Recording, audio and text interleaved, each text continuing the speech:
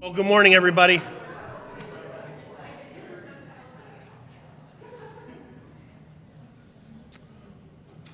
I'd like to welcome you to the Brooklyn City School District and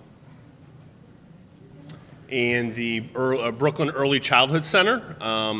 It was only a year ago that I was standing in council chambers, in which this has become a great annual tradition for us here in the city and the school district, and always thrilled to co-present with Mayor Van Kirk in terms of just the progress both the city and the schools are making. And I will say, and I'll say this again, Mayor Van Kirk and City Council and the City of Brooklyn have been great partners with the school district, and so couldn't be more thrilled to be hosting this year. But it was a year ago where we said, hey, we will be in the new Early Childhood Center, and here we are. So for those that do not know, this is formerly the Brooklyn branch of the Cuyahoga County Library, which was converted over the last year after the library got a new building off of Memphis in their city center. So want to welcome you. Thank you for attending this morning. Just as a reminder, this is being videotaped and will be shown on YouTube early next week. So for those of you that are looking to watch these stunning performances once again, you'll be able to do that on YouTube. But want to thank everybody, and at this time I want to welcome and introduce Mayor Van Kirk. Thank you. Well, thank you, Dr. Caleris, and good morning. And I want to thank Dr. Caleris for inviting me over today to the brand new Brooklyn Early Childhood Center. I toured it when it was in the middle of construction, and I haven't seen it since it's been finished. It's absolutely beautiful, so congratulations on this new facility. I'm glad that we're able to use the old library for a productive purpose here in the city of Brooklyn. And it's hard to believe, but this is the third annual time that we've done this. And so I will echo what Dr. Caleris says, that the city and the schools have a very strong relationship. We work very hard at that. Dr. Caleris and I meet every month just to go over what's going on in the city, what's going on in the schools, and we want to be a good partner here. And so it's now my fourth year in office, and which is kind of hard for me to believe, but I'm honored to be presenting this to you today. And really what you're going to see really reflects the hard work and the dedication that my staff has been able to achieve over these last several years. Brooklyn is a thriving community. We strive every day to improve the quality of life to all of our residents. And as Dr. Caleris and I have said many times, we serve the same constituents. Although two different organizations, we serve the same people. And so we want to do the absolute best job that we can. I want to start off by saying a thank you to the hardworking employees of our city. They provide some of the best services in the county to our residents and our guests. There's a lady that I know, a longtime resident of the city of Brooklyn, that's actually moving to a neighboring city to be closer to family. And she's finding out some of the services that we offer in Brooklyn are not offered in those other cities, and she was kind of surprised by that. And when she told the person she was talking to about what we still offer in Brooklyn, they were amazed. And I think all of us, we come to expect those services here in the city, which we're glad to provide, but that's not the norm in a lot of the cities here in Northeast Ohio, so we're very proud to be able to do that. So as you'll see in today's presentation, Brooklyn is very strong. It's a very vibrant community, and we're actively pursuing ways each and every day to make the quality of life better for the residents here in our city. So real quick, we'll just take a look back at 2025. In 2020, we adopted a master plan. It was a 5-year master plan for the city, and there were 5 goals that were implemented in that. And so all the progress that the city has seen over these last 5 years has been a direct result of that. And that was done, that was created with the Cuyahoga County Planning Commission in partnership with the previous administration to lay out what do the residents of the city want to see in their community. And so there were 5 goals that were laid out. There were 39 action items that were laid out, and all of the progress that the city has seen is a direct result of that. And we've been able to cross off so many of those items on that list that we're actually in the process right now of updating that master plan, and we'll talk about more about that here in a second. So let's take a real quick look back at all the items that we were able to see done throughout 2025. Of course, at the top of that list is Veterans Memorial Park, and that is still under construction, but that park will be open this spring, And with a brand new, as you can see there, a 3-season pavilion that is now available to be rented, I think in August. You can start renting that now. You can make those reservations. And now, once this park is completed, all 3 of the parks in the city of Brooklyn have been completely renovated and updated in the last several years. We also were able to install the Memphis turn lane down the corner of Memphis and Tiedemann. Unless you drive a truck, you probably don't appreciate that a lot. But there's a lot of truck traffic that goes down there, and so being able to have that turn lane there has been a big help. Of course, one of the other large items that we took place this year was the opening of our dog park, and that is next to the service garage down at 9400 Memphis Avenue. A lot of activity back there. People love the dog park, and it was something that was a long time in the making, and so we're very excited to see that open up. Then some other items here. We did some road improvements on Brook Park Road, of course, our streets program that we do every year. We enhanced more of our city entrances, and there'll be more of that that'll take place this year. And of course, we brought back our senior grass cutting program, which had not been around for almost 10 years, and we're actually expanded that this year. So we're very excited to see what took place in 2025. So in our police department, of course, public safety is the top priority of my administration, and we continue to hire police officers. I actually have a meeting next week with several of the new hires that will be joining our police department. Of course, we always upgrade our police equipment, our police vehicles, and that will continue. Here's a picture of one of our newest officers, Mercedes, that was sworn in back in 2025. And so we continue to see our department thrive, and we're very excited about what the coming years have to offer there. I'm in our fire department as well. Our department is busy. I put this number up here because I think this may come as a surprise to our residents, but our fire department responded to 3,780 requests for service last year. Our police department was a little over 35,000 that they responded to. And when you hear the sirens going off in our city all the time, we don't think a lot about it.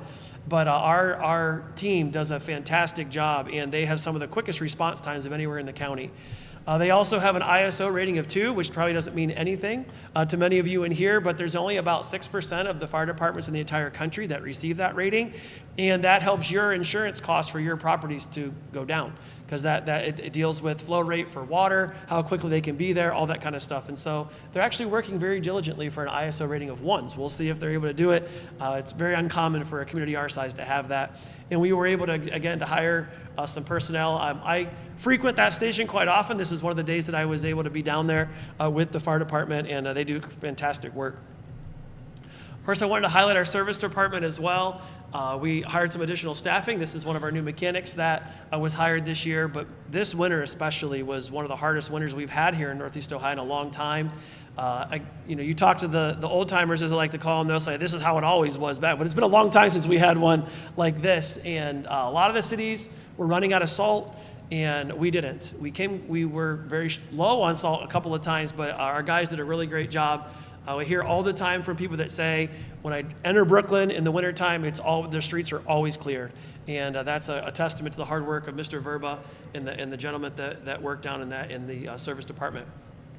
So here's some other community highlights, just a snapshot of some things that took place around the city. My assistant does a great job taking wonderful pictures for these various things that go on. And so Brooklyn has a lot of community events that go on, and here's just a highlight of some of those. I will say the recreation baseball, my kid's in one of them. He's one of the kids that's on there. That was on my phone, so I took that one. But recreation sports here in the city are doing well and actually growing every single year, and we're very proud of that. So a lot going on here in the city.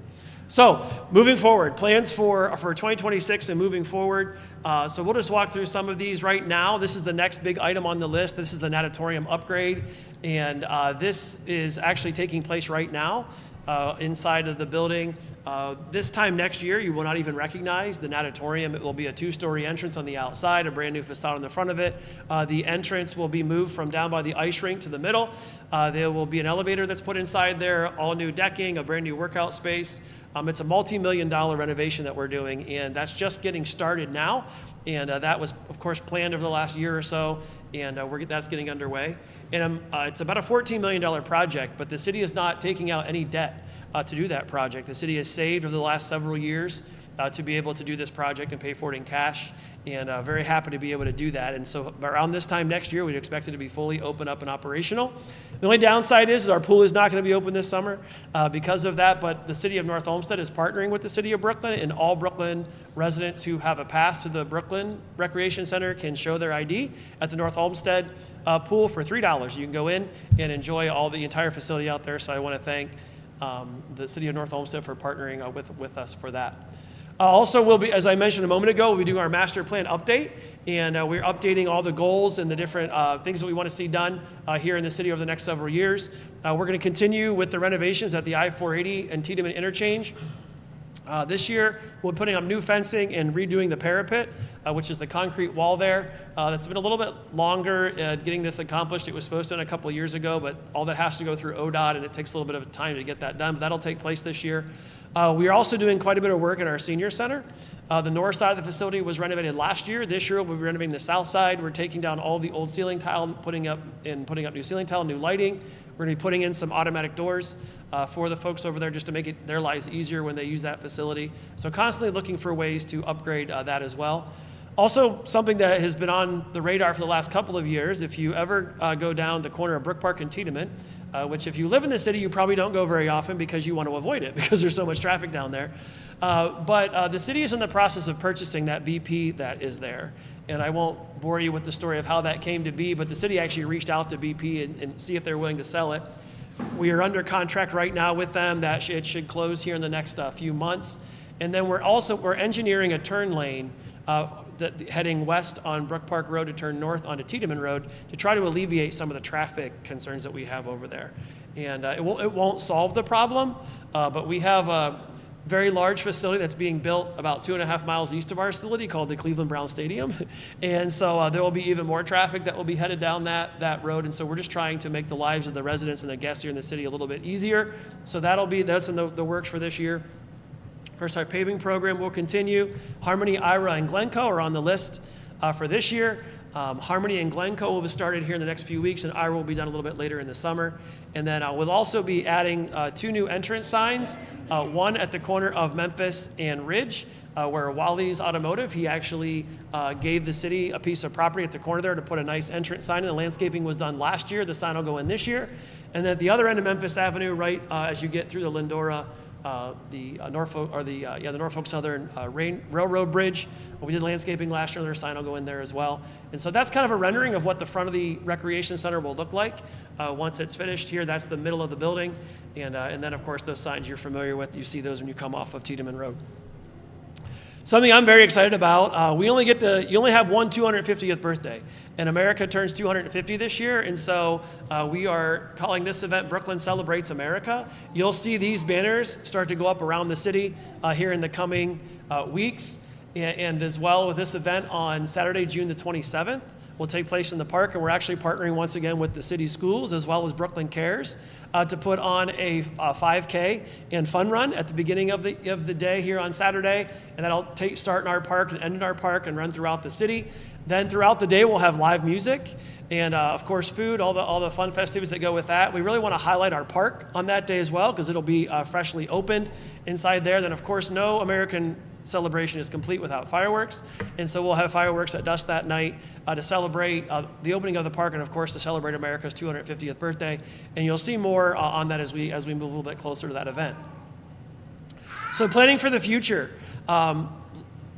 You have to plan if you want to see things get accomplished. And this building is a perfect example of that, right? The school had a vision once they knew the library was moving of what they could do with this space, and as you can see, it's absolutely beautiful. And the same thing is true in the city. We've not built new housing in the city of Brooklyn in over 30 years on a large scale. And so right now, if you drive down Memphis Avenue, you'll see a lot of bulldozers, and they're already beginning to work on that to build 62 new townhomes at 2 locations on Memphis, another one on Rabbit Run. And those we'll hope to see the actual first one start to go up sometime later this summer. And they envision having those all built and sold in about 15 months. And so we're looking forward to welcoming some new residents in the city of Brooklyn, as well as some current residents who maybe want to have a piece of property that doesn't have upkeep, because there'll be an HOA here, so there won't be any grass cutting needed, that kind of stuff. And so we're very excited to see that come to fruition. We began a traffic calming program last year. That will be extended and continued this year. We're putting additional speed tables on several of the streets east of Ridge Road. We did a very thorough study over there after we put the traffic calming in last year, and I won't bore you with the details, but the traffic calming worked, and it slowed the traffic down, so we're going to continue implementing that plan, primarily on the east side of the city, but throughout the city as we see as well. And I apologize, the picture's a little out of whack there, but that's what the new townhomes, a little bit of what they'll look like. We're also, as I talking about that Brook Park turn lane that'll be coming up here. Won't be put in this year, but hopefully next year as we do the engineering this year. This is a kind of a snapshot of where that turn lane will be, and yeah, this is just a Google Earth photo, so not a real nice picture. But there at the bottom left-hand side, that's the BP station. Right next to it, that's the picture of where the Burger King used to be. Where you see the white and red dotted lines, that's where that turn lane will be. And so we're looking forward to seeing again that project get underway here. The engineering will be this year, and hopefully the construction next year we'll have to see. There's new goals and new action items in the master plan. It's being updated. Here, I'm not going to read through all of these, but these are just some of the goals for 2026 and 2029, and all of these, again, coming out of the master plan. So there's a lot of things going on in our community. We are very excited for what is being done here in the city, and it truly is an honor for me to serve in this position. Again, I want to thank all of our city's directors and our employees, all of our staff, city council, the businesses in our city that make Brooklyn a thriving community. I'll tell you one real quick story, then I'll sit down and let Dr. Caleris talk about the schools. But after our mayor's court the other day, I was talking with one of the gentlemen that helps us with our court, and he was having a conversation with some people that work in another city, a neighboring community. And they asked him, how does Brooklyn do it? And he's like, well, how does Brooklyn do what? Like, how are they able to make their city stand out? You know, we're so close to Cleveland. We're surrounded on three sides by Cleveland, but Brooklyn has really set themselves apart in the county. How are they able to do it? And he just told me, he goes, you know what? Hard work of the employees and the people that live in the city. And that's exactly the case. I'm so honored to be able to be a part of all that. I also want to thank Dr. Caleris and the Brooklyn City Schools for their work in making this city a great place. We have a great school system. We have a great relationship. A lot of exciting things happening in the school as well. So can't wait to hear about those. So Dr. Caleris, thank you so much. I appreciate it.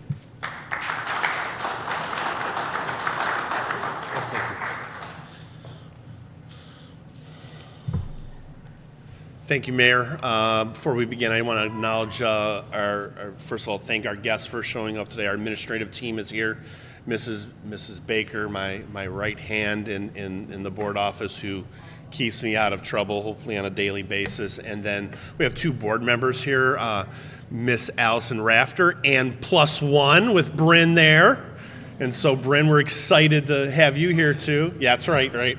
And then our Vice President of our Board of Education, Mr. Hazrouni. So thank you for being here also. Vision 2030, and we're getting close to 2030, so we're probably going to have to come up with a new catchphrase pretty soon. But this has really driven our process and our goals in the school district over the last, since I came back as superintendent in 2020.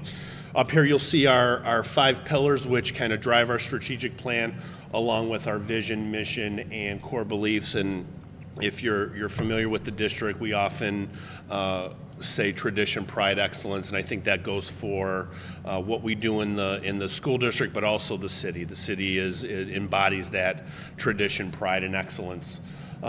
Very happy to report this is old news, but always, we take state report card results with a grain of salt, but we also look at and celebrate the achievement, and we look to see how we can grow and get better. And so in terms of our state report card results as a district, we are 4 out of 5, which we are always achieving to go higher, but this is a testament to the work of our students, our families, and our staff, and our administrative team here on a daily basis.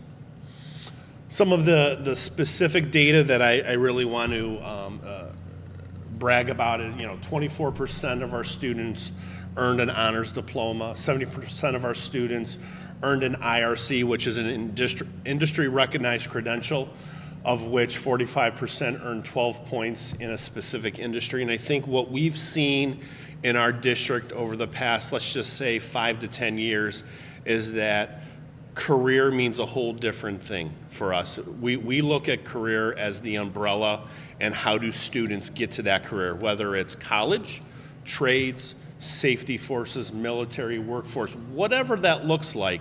It is our job in the school district to drive that student towards those career options. And this is just one facet of that, led by Mr. Larson at the high school. We have 33% of our students earn college credit while attending Brooklyn High School, 14% of whom earn, again, 12 credits or more. So going into their life after high school graduation, they're already carrying college credits, which is just outstanding in terms of just that dedication they have, but also financially for those students and families, it's less of a financial burden as they leave our doors. And then the last piece, which is always important to discuss and brag about, between 2023 and 2025, we've had 7 students who have intend to enlist in the armed services. One thing you will see, and I want to mention this very quickly, one thing you will see on the district Facebook page, I think we shared it with the city, we are looking to collect a list of former graduates going back to whenever that served in the armed forces. And part of the reason we're doing this is we're going to have kind of a wall of honor in our new Performing Arts Center, and we want to collect as many Brooklyn graduates that have served over the past how many decades. And so if you know somebody, if you're listening to this on YouTube, please email us and let us know, family member or yourself that have served, so we can definitely recognize. College Board, AP programming, pre-AP programming. One of the academic initiatives, we do many things, and we have lots of many initiatives thanks to our state of Ohio in terms of driving some of our work. This has been a focus for our district over the past 2 years, let's say. College Credit Plus, which I've mentioned, allows students to earn college credit while in high school. Advanced Placement Programming, which again is that upper tier national level curriculum that will allow students to earn college credit depending how they score on an exam. And then something new for this year, again led by our Assistant Superintendent, our directors, and our high school principal, is the pre-AP programming. And really what that is a switch in mentality in how we teach some of our early courses to get them thinking in terms of, are you ready? Are you capable? You are capable of taking some of these advanced coursework. So that's been a positive switch for us in terms of implementing that curriculum. Excuse me. You can see here we have AP Scholar recognition. This is, again, a national recognition. I won't go through the names, but congratulations to our AP Scholars that we received from last school year. Some state level recognition. So we've had really a pretty cool year in the district in terms of the work we've done in the past now being recognized at that state level. 2 things I want to mention. Our preschool team, Mrs. Hubble, Mrs. Valenza, were able to apply for a comprehensive literacy grant at the state level for our preschool, and we've received a $200,000 grant from state of Ohio that is going to drive some of our work here at the preschool in terms of curriculum, professional development, and family engagement. So very proud to announce that. And then the last thing is PBIS is Positive Behavior Supports. This shows the high school, but we have a PBIS award at the state level in all of our buildings, our Brooklyn school, our preschool, and our high school. So again, it's always nice to be recognized by that state.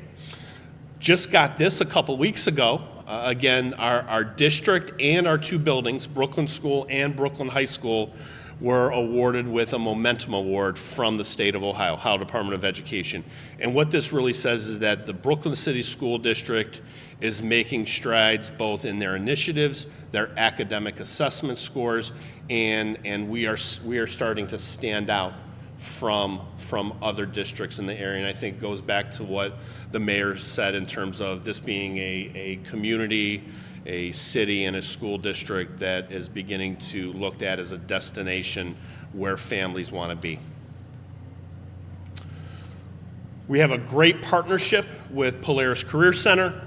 Again, it's a great option. We're part of a consortium with 5 other school districts in the area that use and utilize Caleris Career Center for our juniors and seniors and some other off programs. But again, another great option for our students. So as our students begin to cycle through high school and they're really starting to focus, okay, what do I want to do when I graduate from high school? Caleris Career Center provides our students with great opportunities while they're in school, but also as a great bridge for our students and even some of our families that want to continue with that adult programming after they graduate with us. And you can see all the different fun things they do. We've really focused on trying to, obviously math, ELA, science, social studies, academic coursework is very important in terms of what we do.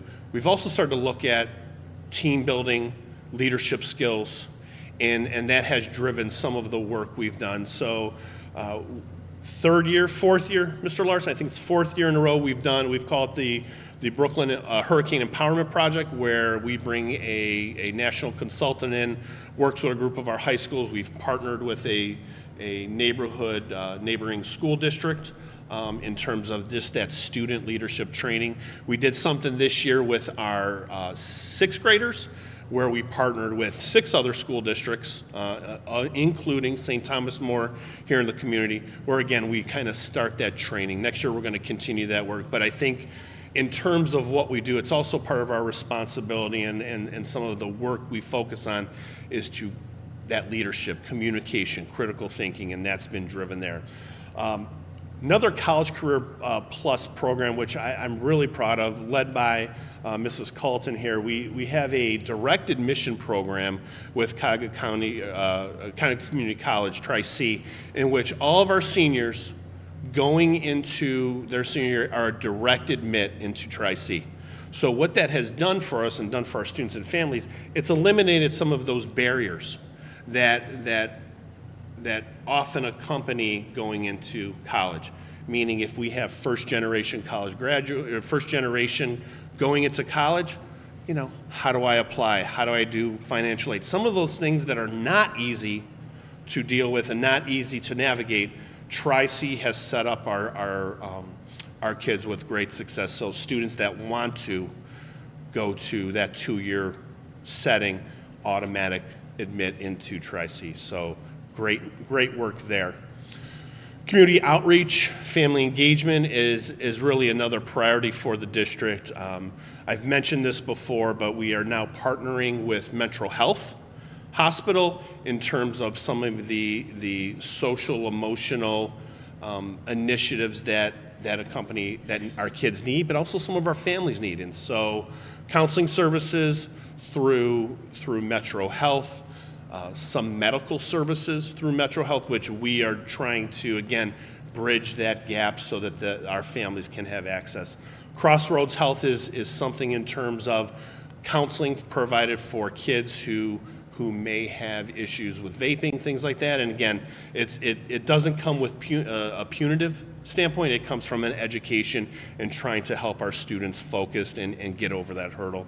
And we've mentioned many times over the last 3 years, Brooklyn Cares, our family resource center with our food pantry is just a fantastic way to help our families outside of the school setting to make sure that they have the things they need. So in terms of Brooklyn Cares and the food pantry, kudos to Susie Marquis, her team, Mr. Azaruni with the chamber who supports that, and Mrs. Marsico, Mrs. Campbell, Mrs. Jones in terms of the food pantry. So those are ongoing projects, always looking for help and suggestions, but again, a foundation of what we do in the district. As the mayor mentioned, in the city, you're going to start seeing changes throughout, that city center. Same thing here in the district. We were so fortunate in 2024 when the community supported the bond issue to help with these renovations, and that has started. And over the next year and a half, you will see a significant change to the district footprint in terms of the upgrade of our facilities. This past summer, we completed phase 1 of our stadium renovations, new turf field, and I'll remind everybody, we also received a $250,000 grant from the Cleveland Browns to help with that field turf replacement. Those turfs are wonderful, but that bill comes due 10 to 12 years later, and so this has helped to accelerate that. You will see over the course of this spring, we're installing new stadium lights. We're working on some foundational repairs in our bleachers. And then next fall, we will begin, after the fall season, we will begin a renovation of the concession stand and the locker rooms underneath the home side. So that will be something you see moving forward. Right-hand side there, bottom corner, we did a $400,000 improvement replacement to the track, and that was 3 years ago. This summer, we're going to be replacing the original lockers at Brooklyn High School on the second floor. The original lockers. And then since 2021, we've put about $500,000 of investment into furniture pre-K through 12. And I think as a tax-paying citizen myself in my home district, one of the questions I always ask myself in my community is, what is the school district doing with the funds that they receive with the in the district? And it is very important for me, for our administrative team, for our Board of Education to showcase, listen, we are doing these things. These are the cost of these items, but our charge has always been, our kids, our families, our city deserve premier facilities, and this has been our focus over the last really 3 to 4 years. Showcasing our talents, we do what we do because of the students that walk into our doors every day. Very happy to report this is Adam Cowper. He's a senior this year. He was the Division II OHSA Ohio High School State Bowling Champ. Quick story about this. 4 years ago, Brooklyn bowling was a club sport. And that was started with Mr. Becker, our former athletic director, and it just started with, hey, Mike, let's think about a bowling team.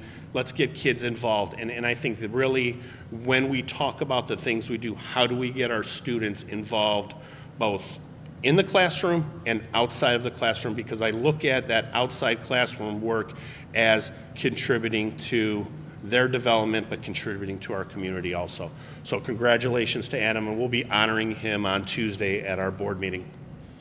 We've seen an uptick in participation numbers in our district, and again, that's that goal. We want to see an upward trend of students participating in whatever activity is available. Esports, bowling, hopefully swimming in a couple of years, whatever it may be, and that's always been our goal. Couple just really showcasing and some things that really are proud of.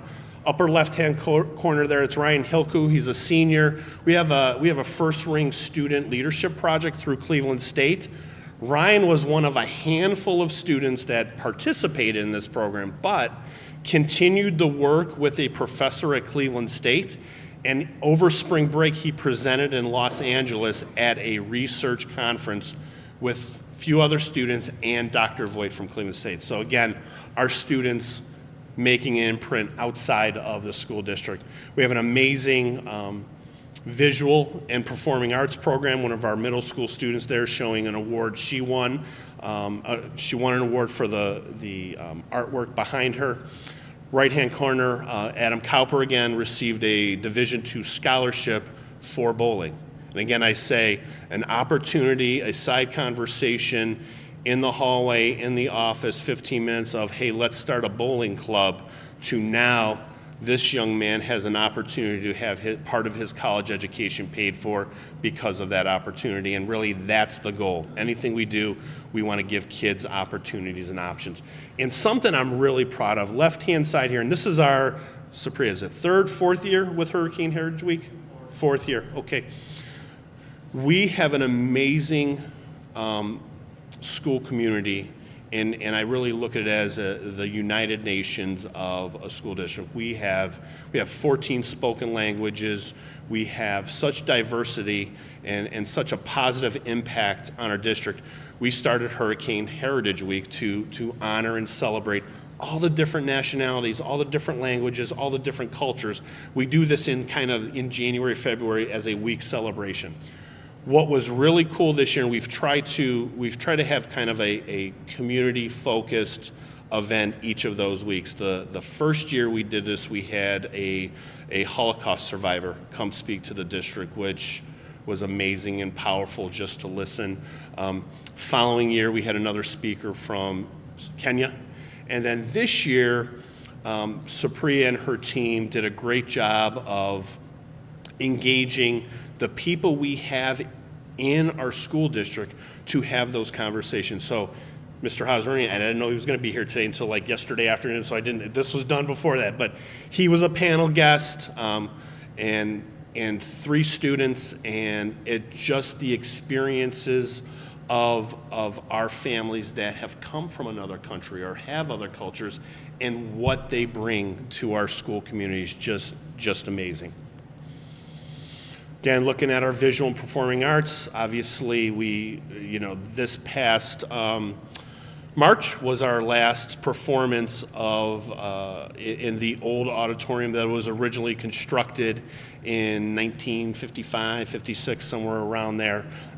We will be, again, we're not going to have a gap in performances. We're going to have our spring musical next year, going to be a little bit later, and really it's going to be an amazing way to open up that new facility. But this here is a picture of the Adams family this year, and again, a student to the left there, again, celebration of the amazing talent we have from the visual arts side of things. Pretty cool. Our kids, Mr. Sullivan, Mr. Keller, Mr. Black over there, do a great job with our band, and we had another opportunity this year for our marching band to go to Walt Disney World, march down Main Street. I was there, took some vacation days to go see them, and it was just a great representation of Brooklyn, Ohio, and our kids, and really couldn't be prouder of what they do on a daily basis. Couldn't do this with our staff. I've acknowledged our people here, but from our classified staff, our certified staff, our administrative team, they really go the extra mile in supporting our students and family, and so always looking to celebrate our staff and thank them for the work we do. And again, not perfect, things happen, challenges, but they really are just an amazing staff. And Ms. Sefchuk, you're in the audience. If you ever want to come back, I'm just saying, you can always come back. Your husband said you need a job, I'm just saying. 2 great celebrations this year. We opened where we're at now, the Brooklyn Early Child Center, the transformation from the Cuyahoga County Library Brooklyn branch, and just an amazing facility there.